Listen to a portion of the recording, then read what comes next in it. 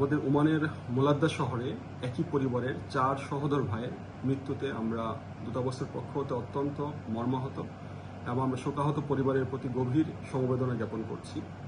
এ বিষয়ে সংবাদ প্রাপ্তির পর তাৎক্ষণিকভাবেই দূতাবাসের একটি টিম ঘটনাস্থল পরিদর্শন করে এবং যে হসপিটালে ডেড বডিগুলি রক্ষিত রয়েছে সেই হসপিটালে পরিদর্শন করা হয় এবং কর্তব্যরত রয়্যাল ওমান পুলিশের কর্মকর্তার সাথে এই বিষয়ে বিস্তারিত আলোচনা করা হয়।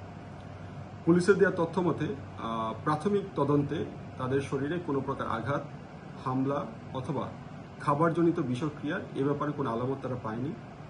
তবে তারা ধারণা করছে যে দীর্ঘ সময় ইঞ্জিন এবং এসি চালানোর ফলে গাড়ির মধ্যকার হতে গাড়ির ভিতর থেকে হয়তোবা কার্বন ডাইঅক্সাইড অথবা এই জাতীয় বিষাক্ত গ্যাস নির্গমনের ফলে এ ঘটনা হতে পারে। তবে এ বিষয়ে বিস্তারিত প্রতিবেদন তারা আমাদেরকে ফরেন্সিক রিপোর্ট পাওয়ার প্রাপ্তির পর আমাদেরকে জানাবে। বাংলাদেশ দূতাবাস মাস্কটের পক্ষ হতে ইতোমধ্যে বাংলাদেশে অবস্থিত মৃতর সহোদর ভাই ওনার সাথে যোগাযোগ স্থাপন করা হয়েছে এবং ওনাদের ওমানে অবস্থিত তাদের আত্মীয় স্বজনের সাথেও যোগাযোগ স্থাপন করা হয়েছে।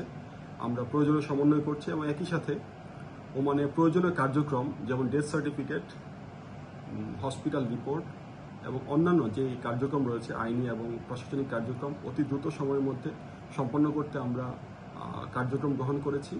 আশা করা যাচ্ছে অতি দ্রুত সময়ের মধ্যে আমরা ডেড বডি সমূহ বাংলাদেশে প্রেরণ করতে পারব। ধন্যবাদ।